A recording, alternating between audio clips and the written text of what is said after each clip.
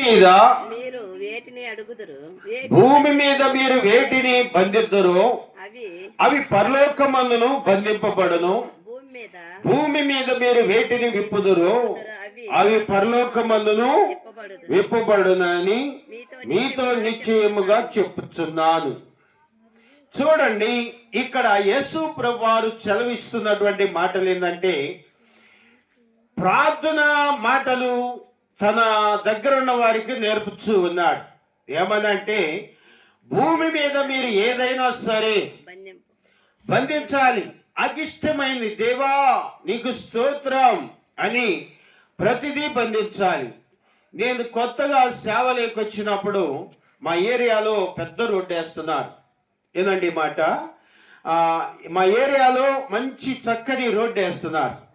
వేసే ముందు పెద్ద ఈ యొక్క సైడ్ కాల తీశారు. నేను అప్పుడు నా కాడికి ఒక పాస్టర్ గారు బైబుల్ గురించి చెప్పటము, ఇలా మాట్లాడాలి వాక్యం అని ట్రైనింగ్ ఇవ్వడానికి వచ్చాడు. వచ్చినాక ఆ సమయానికి కరకర పొద్దుపడుతుంది. ఆ నీళ్లు తోడటానికి ఒక వ్యక్తి ఇంజిన్ స్టార్ట్ చేయడానికి వచ్చాడు. వచ్చేపాటికి మేమేం చేసామంటే, ఆడికి పోతే ఆ ఇంజిన్ స్టార్ట్ అయింది. మా మాట వినపట్టలా. సరే ప్రభా, మేమైతే 1 గంట ఉంటాము, కానీ అరగంటే తీసుకుంటాం ఈ రోజుకి. ఎందుకనంటే వాళ్ళు పని జరగాలి, నేను ట్రైనింగ్ చేయాలి. కాబట్టి ప్రభా, ఆ ఇంజిన్ ఇప్పుడు నువ్వు ఆపుతావు, మేము ఇప్పుడు అరగంట నేను దేవుని వాక్యం ట్రైనింగ్ చేస్తాను, దేవుని దాసులు చెప్పే మాటలు నీ వాక్యాన్ని నా హృదయంలో నింపుకుంటానని నేను ఆ మాట చెప్పాను. ఇంజిన్ ఆపే అంటే దేవుడు ఆ ఇంజిన్ ఆపేశాడు. హల్లెలూయా! ఆ ఇంజిన్ ఆపేశాడు. ఆ ఇంజిన్ ఆడింది, నీళ్లు కొన్ని తోడపడ్డవి. కానీ ఆ తర్వాత జరిగింది ఏంటంటే, ఆ ఇంజిన్ ఆగిపోయింది. నా మాట ఎప్పుడైతే చెప్పాను ఇంజిన్ ఆగిపోయింది, తను అటు చూశాడు ఇటు చూశాడు, స్టార్ట్ కావట్లా. పోయి టీ తాగి వచ్చాడు. టీ తాగి వచ్చేపాటికి 40 నిమిషాలు పట్టింది. అతను రావటం చూశాను. ఆ పాస్టర్ గారి ఇంకా ఈ మాటలు ఈ రోజుకు ముగిద్దాం, వాళ్ళ పని కూడా ఆగిపోతుందని చెప్పి ఆ మాట చెప్పాను. సరేనయ్యా మరి అలాగే అని చెప్పి ప్రార్థన చేశారు. నజరేయుడైన యేసు నామములో ఆ ఇంజిన్ స్టార్ట్ అవును గాక అన్నాం. ఇంకంతే. మేము తలుపులు వేస్తూనే ఆ మాట అనేసాం. ఆ ఇంజిన్ అతను వచ్చి అట్ట కొట్టాడు, వెంటనే స్టార్ట్ అయింది. హల్లెలూయా! ఇప్పుడు మనకు అధికారాన్ని ఇచ్చాడా లేదా? ఇచ్చాడు. అందుకే యేసు ప్రభు వారికి అధికారం ఉంది. ఆ అధికారాన్ని మనకి ఇచ్చాడు. కాబట్టి ప్రియులారా, ఇక్కడ మీరు భూమి మీద వేటిని విప్పుతారో అవి పరలోకమందు విప్పబడతవి. మీరు ఇప్పుడు భూమి మీద ఏది బంధిస్తారో అది పరలోకమందును బంధింపబడుద్ది. హల్లెలూయా! ప్రియులారా, ఈ మాటలు ఆశామాశ మాటలు కాదు. ఒక వ్యక్తికి స్వస్థత కలుగుతుంది అని అంటంలో చిన్న విషయం కాదు. ప్రార్థన చేసేటువంటి దేవునిలో ఎదిగేటువంటి నేను, నా దేవుడు నా మాట వినకపోతే ఈ సేవ ఎందుకంటావు? చెప్పండి, దేవుని సేవ ఎందుకంటావు? కొత్తపాలెంలో మందిరం పని జరిగిస్తున్నాం, ప్లాస్టింగ్ చేస్తున్నాం. మొత్తం మందిరం బాగు చేయాలని అనుకున్నాక బొచ్చెలు మోసే వ్యక్తి ఎవరు బాగు చేస్తారని మా ఊళ్ళో అడిగితే, జాన్ పేరా అని ఒక అతను బాగు చేస్తారండి అన్నారు. అన్నాక మాట అంటే నేను అనుకున్నాను, అతను 2 గొర్రె పిల్లలు ఊరు వెలపల మేపుకుంటూ ఉంటే ఆడికెళ్ళేపాటికి అతను మేపుకుంటున్నాడు. నువ్వు పలానా వాళ్ళు అన్నావు కదా అన్నాడు. అవునండి అన్న. ఏంది వచ్చావంటే, మందిరం పని జరిగిస్తున్నాం, బొచ్చెలు మోసేవాళ్ళు సిమెంట్ కల్పించేవాళ్ళు కావాలి, అది నువ్వు చేయగలవంట, బాగా చేస్తావంట అని చెప్పంటే, నేను పని బాగా చేస్తా కదండి, నా పరిస్థితి బాగలేదండి అన్నాడు. ఏమి లేదన్నాడు? నా పరిస్థితి బాగలేదు. మా ఆవిడికి పొలిమేరలో ఏదో వేసారంట, అది తొక్కింది. దాదాపు ఇప్పుడు ఒక 35,000 అయింది, పోలేదు. నేను మా ఆవిడకి ఎప్పుడు బాగోపోతే అప్పుడు నేను హాస్పిటల్కి వెళ్తాను, మీ పని ఆగిపోతుంది, మరొకరిని ఎవరన్నా చూసుకోమన్నాడు. హల్లెలూయా! నీకున్నటువంటి సమస్య అదేనా అన్న. అవునండి, 35,000 అయిపోయినాయి, కానీ ఇంకా కొలిక్కి రాలేదన్నాడు. సరే, నువ్వు ఒక పని చేయి, నా మాట నువ్వు వింటానంటే నీకు ఒక చక్కని ఆలోచన చెబుతా. ఇంకా రూపాయి పెట్టొద్దు, ఏ 35,000 పెట్టావు ఆ 35,000తో అయిపోయింది. నువ్వు దేవుని పనికి రేపు పొద్దున వస్తే నువ్వు పనికొచ్చిన కాడి నుంచి 10 రోజుల్లో మీ ఆవిడ చక్కగా నాకు అసలు 3 రోజులు పెట్టి బాగుంది అని మీ ఆవిడే నీకు ఫోన్ చేసి చెప్పుద్ది. నువ్వు ఖచ్చితంగా నువ్వు నమ్మితే దేవుని పని కాడికి రమ్మన్నా. సరే వస్తానన్నాడు. నా మాట కూడా గుర్తు పెట్టుకో, మా ఆవిడికి ఎప్పుడు బాగోపోతే అప్పుడు పోతా, నా పని అయిపోయింది, నువ్వు ఆగమంటే ఆగనన్నాడు. వద్దు, ఇక నువ్వు పోయేది లేదు, సరేలే రమ్మన్నా. 3 రోజుల తర్వాత ఎప్పుడు ఫోన్ చేయలేదు. మధ్యాహ్నం ఫోన్ చేసి, అయ్యా నాకు ఆరోగ్యంగా ఉంది, ఒక ముద్ద భోజనం కలుగుతున్నా, ప్రశాంతంగా ఉందండి అని తన భర్తకు తన భార్య ఫోన్ చేసింది. 15 రోజుల్లో వస్తుంది, మిరగాయలకు పోతుందని ముందే వాగ్దానం చేశా. అలా చేసినప్పుడు నిజంగానే 15 రోజులకు వచ్చింది. ఊళ్ళో మిరగాయలకి వెళ్ళి కాసిన డబ్బులు సంపాదించింది. ఆ తర్వాత పిల్లలు లేరు, ఒక పిల్లగాడు పుట్టాడు, మళ్ళీ ఒక అమ్మాయి పుట్టింది. హల్లెలూయా.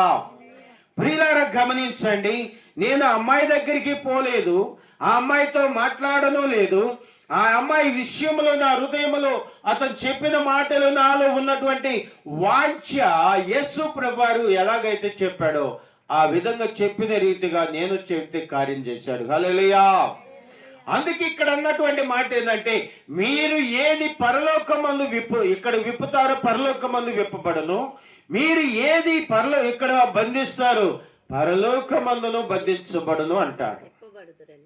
కాబట్టి ఇక్కడ కింద వచనంలో అంటాడు కదా, మరియు మీలో ఇద్దరు తాము వేడుకొను దేనిని గూర్చైనను భూమి మీద ఏకమించిన ఎడల అది పరలోకమందున్న నా తండ్రి వలన వారికి దొరుకునని మీతో చెప్పుచున్నాను. ఏలయనగా 2-3 నా నామమున ఎక్కడ కూడి ఎందురో అక్కడ నేను వారి మధ్యన ఉందునని చెప్పాను. హల్లెలూయా. 2-3 అంటే ప్రార్థనలో 2-3 కాదండి, నీవు నీ కుటుంబం 2-3 కూడి ప్రార్థన చేస్తే ఆ మనవులు నేను వింటానని సాక్ష్యము దేవుడు సెలవిస్తూ ఉన్నాడు. ఇంటి ప్రార్థన అవసరం. నేను ఈ వారం వచ్చా, నేను అప్పుడప్పుడు అనుకుంటున్నా, ఏమనుకున్నా అంటే మధ్యలో పోవటలేదు, ఇక మధ్యలో ప్రార్థన ఎవరికి చేయటం లేదు అనుకున్నా. కానీ ఎవరికి వాళ్ళు చేసుకోవాలి. వాస్తవానికి నీ ప్రార్థన ప్రతిదినం అదే 2-3 కూడి నా నామమున ఏకమించిన ఎడల అంతగా దీవిస్తానన్నాడు. మీ ఇంటి కుటుంబ ఆరాధన జరగాలి, చేసుకోవాలి.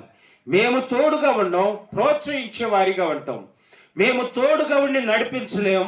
మేము దేవుని వాక్యాలను చెప్పి మీ ఎడల దేవుని యొక్క చిత్తాన్ని తెలియచేయటానికి మాత్రమే ఉంటాం. ఏ దైవజనుడైనా అలాగనే చేయగలడు, కానీ మీ బాధ్యతను మోసేవాడు మాత్రం పరలోకములో ఉన్నాడు. హల్లెలూయా.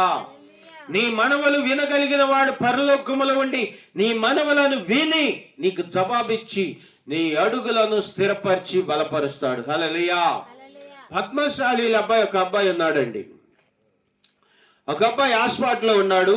మా విశ్వాసకు ఒకరు బాగా గవర్నమెంట్ హాస్పిటల్లోకి వెళ్ళాక అతను బాగా చిక్కిపోయి ఉన్నాడు. మా బెడ్ మీద ఉన్నాడు. అసలు ఏమీ లేదు, పైనుంచి కిందకు చూస్తే అస్థ పంజరం అంటారు, అంటే ఎముకల మీద తప్పక ఎక్కడా లేడు. సరే, అతను వాళ్ళ నాన్న ప్రార్థనకు పోతాడంట. నేను అక్కడ ప్రార్థన చేసేస్తుంటే అతను క్యాకేజ్ చెప్పాడు, అయ్యగారు వందనాలండి అన్నాడు. అతను కలిసి చూస్తే మామూలు పిల్లలు చూస్తే దడుచుకుంటారు, కానీ వందనాలంటే వాళ్ళ ఆవిడ పిలుసుకుపోయింది, ప్రార్థన చేయండి మేము ప్రార్థనకి వెళ్తామని చెప్పింది. చూసి కిందకి మీదకు చూశాను. నువ్వు బ్రతుకుతే దేవుని దగ్గరికి వస్తావా అన్నా. పోనీ మా దగ్గరికి కాకపోతే నీ దగ్గరలో ఉన్న మందిరానికి వెళ్ళు, బాగుపడతావని చెప్పావు. అయ్యా నేను ప్రార్థన కింద ముందు వెళ్ళానండి, మా నాన్నగారు కంటిన్యూగా వెళ్తాడు, నేను బ్రతికితే దేవుని సాక్షిగా బ్రతుకుతా అన్నాడు. హల్లెలూయా. ఈ మాట దేవుడు నీ మాటను స్థిరపరుస్తున్నాడు. కాబట్టి నువ్వు విన్న మాట శ్రద్ధగా వింటే ఇప్పుడే నిన్ను స్వస్థపరిచి మరొక 20 రోజుల్లో నువ్వు ఇంటికి వెళ్తావు, చక్కగా ప్రశాంతంగా ఉంటావని చెప్పి అన్నప్పుడు నేను నమ్మాను, బాప్టిషన్ తీసుకుంటాను, దేవుని దగ్గరికి వెళ్తాను అని తను చెప్పిన మాట దేవుడు స్థిరపరచబోయాడు. హల్లెలూయా. 15 రోజుల తర్వాత 2-3 సార్లు వరుసను బయట చేశా. ఆ తర్వాత స్వస్థత కలిగింది. తను మార్గాన తాను ఇంటికి వెళ్ళాక మళ్ళీ ఫోన్ చేశాడు, వెళ్ళాను 2 సార్లు మాత్రం దున్నమాంసం 2 కేజీలు ఇచ్చా ఫ్రీగా. హల్లెలూయా. 2 కేజీలు దున్నమాంసం ఇచ్చా, తిన్నాడు. ఇప్పుడు బ్రహ్మాండంగా ఉన్నాడు. వాళ్ళకి దగ్గరలో ఉన్న మందిరానికి పోతున్నాడు. చప్పట్లు కొట్టి ప్రభు నామాన్ని కనపరచండి. హల్లెలూయా. ఇంతకంటే ఏమి కావాలి ఆస్తులు మనకి? ఈ అధికారం చాలు. 2-3 ఎక్కడ కూడి ప్రార్థన చేస్తారో వారి మధ్యలో నేను ఉంటాను, వారి ప్రార్థనకు జవాబిస్తాను అంటున్నాడు. ప్రియులారా, ఆ ప్రార్థన చేయబట్టి దేవుడు మా ఎడల ముందుకు నడిపిస్తూ ఉన్నాడు. అలాగనే యోహాను సువార్త 5వ అధ్యాయంలో కూడా కొంతమందిని దేవుడు తన మాటతోటి బలపరుచుకుంటూ నడిపిస్తూ ఉన్నాడు. కాబట్టి యోహాను సువార్త 5వ అధ్యాయము మొదటి వచనాన్ని చదువుకుందాం. చదవండి, బైబిల్ ఉన్నవారు చదవండి. అటు తర్వాత యూదుల పండగ ఒకటి వచ్చెను, కనుక యేసు యెరూషలేమునకు వెళ్ళెను. యెరూషలేములో గొర్రెల ద్వారము దగ్గర హెబ్రీ భాషలో బెతెస్దా అనబడిన కోనేరు కలదు. దానికి 5 మండపములు కలవు. ఆయా సమయాలకు దేవదూతలు కోనేటిలో దిగి నీళ్లు కదిలించుట కలదు. నీరు కదిలింపబడిన పిమ్మట మొదట ఎవడు దిగునో వాడి ఎట్టి వ్యాధి గలవాడైనను బాగుపడతాడు. హల్లెలూయా. మండపాలండి. ఆ రోజుల్లో యెరూషలేములో ఒక మండపాన్ని కట్టించారు. ఆ మండపంలో నీళ్లు ఉంటాయి, పెద్దదే. ఆ యొక్క యెరూషలేములో బెతెస్దా అనబడిన కోనేరుకి నీళ్ళు ఎప్పుడు ఉంటాయి. ఆ నీళ్ళల్లో దేవదూతల ఆయా సమయాలకు వచ్చి నీళ్లు కదిలిస్తూ ఉంటవి. హల్లెలూయా. ఏమండి, దేవుడు లేడని ఒక అతను అన్నాడు. దేవుడు లేకపోతే దేవదూతలు అందించున్నారండి? దేవుడు లేకపోతే దేవదూతలు నుంచి వచ్చారు. కోనేరులోకి వచ్చి నీళ్లు అంతా కదిలిస్తే ఆ దగ్గరలో ఉన్న వాళ్ళు ఎవడు మొదట దూకుతాడో వాడు మాత్రమే స్వస్థత పొందుతున్నాడు కదా. అతను మాత్రమే స్వస్థత పొందుకొని బయటకు వస్తున్నాడు కదా. మరి దేవదూతలు ఉన్నప్పుడు దేవుడు ఎందుకు లేడు? ఇప్పుడు చీకటి ఉన్నప్పుడు దేవుడు ఎందుకు లేడు? నక్షత్రాలు ఉన్నప్పుడు దేవుడు ఎందుకు లేడు? అలాగనే సూర్యుడు వస్తున్నప్పుడు దేవుడు ఎందుకు లేడు? వాన వస్తున్నప్పుడు దేవుడు ఎందుకు లేడు? చాలా మంది దేవుడు ఎక్కడున్నాడండి అంటారు. వీళ్ళు మాత్రం దేవుని దగ్గరికి వెళ్ళరు కానీ దేవుడు వాళ్ళకి ప్రత్యక్షము కావాలి. హల్లెలూయా. వీళ్ళు మాత్రము దేవుని దగ్గరికి వెళ్ళరు కానీ దేవుడు మాత్రము వారికి ప్రత్యక్షము కావాలి. అప్పుడు ఆనందంగా ఉంటారు. హల్లెలూయా. చక్కని మాట, ఒక మాట తెలియచేస్తాను, వినండి బాగా. ఒకరోజు వర్షం బాగా పడ్డదండి. ఎలా పడ్డది? వర్షం బాగా పడ్డది. చాలా చక్కగా పెద్ద వర్షం పడ్డది. తక్కువ టైంలో ఎక్కువగా వర్షం పడ్డది. పడేపాటికి నీళ్లు అంచనా లేకుండా వచ్చేసినాయి. హల్లెలూయా. ఎలా వచ్చినాయి? అంచనా లేకుండా నీళ్ళు వచ్చేసినాయి. సరే, ఇక అటు పారిపోయారు ఇళ్లలో నుంచి. ఒక అతను ఇలాగనే ఒక చెట్టు పక్కన ఉన్నాడు. చెట్టు పక్కన ఉంటే అక్కడ పక్కన ఏదో ఉంటే పట్టుకొని ఉన్నాడు. ఏడకొచ్చిని రాయ్యా అన్నారు, ఏడకొచ్చిని రాయ్యా అన్నారు, ఏడకొచ్చిని. ఒక అతను చిన్న నావ లాంటిది ఒకటి వేసుకొని వచ్చి, బాబు నిన్ను నేను రక్షిస్తాను రాయ్యా, నేను తీసుకెళ్ళి ఒడ్డును తీస్తానంటే ఇతను అన్నాడు, అయ్యో నువ్వు చేసేదేంది, నన్ను చేర్చేదేంది, నా దేవుడు వస్తాడులే అన్నాడు. ఎవరు వస్తారు? ఎవరు వస్తారు చెప్పండి? నా దేవుడు వస్తాడులే అన్నారు. అని అతను ఆ చిన్న నావ ఎక్కలేదు. ఈలోపు ప్రజలు చూశారు కదా, ఆ పక్కన ఉన్నటువంటి ఒక హెలికాప్టర్ వాళ్ళకి చెప్పారు, బాబు ఇదిగో ఇంత చేశారు కదా, అదిగో అక్కడ ఉండి ఒక అతను రావటం లేదు, కొంచెం ఇక ఈ చిన్న చిన్న నావలు పోవాలి కాదు, కొంచెం ఆ హెలికాప్టర్ తోటి అతను తీసుకొచ్చి ఒడ్డు పడేయండి అయ్యా, మూర్ఖుల్లాగా ఉన్నాడు అన్నారు. అంటే వాళ్ళు చిన్నగా హెలికాప్టర్ పైన నుంచి వచ్చి ఒక తాడేసి బాబు రాయ్యా, బాబు రాయ్యా అన్నారు. తాడేసి రమ్మంటే అతను అన్నాడు, పడే, దేవుడు వచ్చి కాపాడుతాలే పోండి అన్నాడు. హల్లెలూయా. ఎవరు వచ్చి కాపాడుతారు? దేవుడు వచ్చి కాపాడుతాలే అన్నాడు. ఇక హెలికాప్టర్ కూడా వెళ్ళిపోయింది. ఎవడు పడి చచ్చిపోతాడు? వెళ్ళిపోయింది. వెళ్ళిపోయాక నీళ్ళు ఎక్కువని అతను ఊపిరాడక చచ్చిపోయాడు. ఇతను దేవుని దగ్గరకు పోయి పోట్లాడుతున్నాడు. ఏమంటున్నాడు? అయ్యా, నువ్వు దేవుడు ఉన్నాడని నేను నమ్మాను కదయ్యా, దేవుడు ఉన్నాడని నేను నమ్మాను కదా, మరి నువ్వెందుకు నన్ను చేయి విడిచావు? నువ్వెందుకు చేయి విడిచావు? అర్థమవుతుందా? నువ్వెందుకు చేయి విడిచావు? నన్ను చేయి విడబట్టే కదా నేను చచ్చిపోయింది. ఏం చేశావు? నువ్వు చేయి విడబట్టే కదా నేను చచ్చిపోయింది అని చెప్పి దేవుణ్ణి అడుగుతున్నాడు. దేవుడు అంటున్నాడు కదా, అయ్యో పిచ్చివాడా, నేను వచ్చానయ్యా, నీ దగ్గరకు వచ్చాను అంటాడు. నేను నీ దగ్గరకు వచ్చాను అన్నాడు. నువ్వు వస్తే నాకు తెలియదయ్యా, నువ్వు వస్తే నాకు తెలుసు కదా అన్నాడు. అనేపాటికి దేవుడు అన్నాడు కదా, మొదటి ఒక నావ వచ్చిందా నీ కాడికి, ఒక అతను వచ్చి ఎక్కువ నేను తీసుకెళ్తా అన్నాడు కదా, నువ్వు పోయివా? పోలా. పోని మళ్ళీ ఒకసారి ఒక హెలికాప్టర్ వచ్చి తాడేసి రాయా బాబు అంటే వచ్చావా? రాలా. నువ్వు చివరాఖరికి చచ్చావు. నేను డైరెక్ట్గా నీ కాడికి వస్తే నువ్వు బ్రతకలేవు, అసలు నువ్వు నన్ను చూడలేవు. అందుకోసమే నా రూపంలో ఉన్నటువంటి జాలి కలిగినటువంటి వ్యక్తులను ఎక్కడ కష్టాల్లో ఉంటే అక్కడికి వారిని పంపించి వాళ్ళని తప్పిస్తాను. కానీ నీ కాడికి కూడా పంపించా, ఒక నావను పంపిస్తే నువ్వు ఎక్కలేదు, హెలికాప్టర్ పంపించా నువ్వు ఎక్కలేదు, తప్పు నాదా అని అడిగాడు. హల్లెలూయా. ఇప్పుడు తప్పు ఎవరిది? ఆ నీళ్ళల్లో ఉండబడితే తప్పు.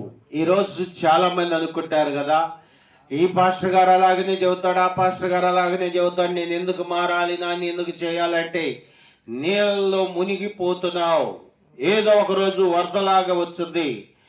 దేవుడు ఒకసారి వచ్చాడంటే వదిలిపెట్టబడతారు. దేవుని రాజ్యానికి వారసులు కానే కాదు. అయితే ప్రియులారా, ఇక్కడ కోనేరు నీళ్లు కదిలించబడదని అనేకులకు స్వస్థత కలుగుతూ ఉన్నది. కానీ కింద 38 ఏళ్ల పెట్టి ఒక వ్యక్తి ఉన్నాడు. దేవుడు అయినను కనికర పడి అతని దగ్గరకు వచ్చి ఏమన్నాడంటే, యేసు వాడు పడి ఉండట చూసి వాడప్పటికే బహుకాలము నుండి అనగా 38 సంవత్సరాల నుండి ఆ స్థితిలో ఉన్నాడని దేవుడు చూసి వాని మీద కనికరపడి వానిని విడిపించడానికి వెళ్ళాడు దేవుడు. ఇంకెక్కడండి, ఎప్పుడో వస్తానన్నాడు, ఇంకా లేట్ చేస్తున్నాడంటే ఇంకా మారు మనసు పొందుతారని. పొలాల్లో వాన పడుతుంటే మాకు కన్నీళ్ళు వస్తున్నాయి, పత్తి తెల్లగా పగిలింది, పెట్టుబడి లక్షలైనవి, కనీసం ఒక యూరియా కట్ట 500 రూపాయలు, ఆ తర్వాత 20 అవన్నీ వండియోలేవో తెలియదు, అవి 2000. ఈ మరి వడ్ల బస్తా ఎంత అమ్ముతుందంటే 1200. కనీసం ఒక ముందు కట్ట ఖరీదు కూడా అమ్మట్లా. అకాలం వచ్చేసింది, జనాలు సంతోషం లేని దినాలు వచ్చేస్తూ ఉన్నవి. కారణం ఏంటంటే పొలాలను కూడా ఇందాక వస్తుంటే వర్షం పడుతుంటే పొలాలు పండిని, ప్రభా ఇదిగో నష్టపోతే వీళ్ళందరూ ఎలా బతకగలరయ్యా అని చెప్పి మనసులో యథార్థంగా మేము మాట్లాడుకుంటూ మనసులో ప్రార్థన చేసాం. హల్లెలూయా. ప్రియులారా గమనించండి, ఈరోజు 38 ఏళ్ల బిడ్డ అక్కడే పడి ఉన్న వాడి కొరకు యేసు ప్రభువారు వచ్చి నీవు స్వస్థత పడగొరుచున్నావు అంటే, అయ్యా నీళ్లు కదిలించబడుట చూసి ఎవరో ఒకరు దూకుతున్నారు, నన్ను దించేవాళ్ళు లేరంటాడు. 38 సంవత్సరాలు దూకలేడండి. ఏమండి, ఇక్కడ వాడు ఇందుట్లో పడలేడా నీళ్లు కదిలించినప్పుడు? అందుట్లో పడ్డాక వాడు పారిపోవాడు, లేచిపోతాడు కదా, ఏదో ఒక వంక. కానీ దేవుడు వచ్చి స్వస్థపరిచి తీసుకెళ్ళాడు. ఇప్పుడు వెనక సిక్కుండా వాళ్ళని కూడా రక్షించాలని ఆశపడుతున్నాడు. 2026 కూడా వస్తుంది. దేవుని రాకడ కూడా సమీపిస్తూ ఉంది. ఎవరు మారు మనసు పొందగలరు? ఎవరు దేవుణ్ణి చేరగలరు?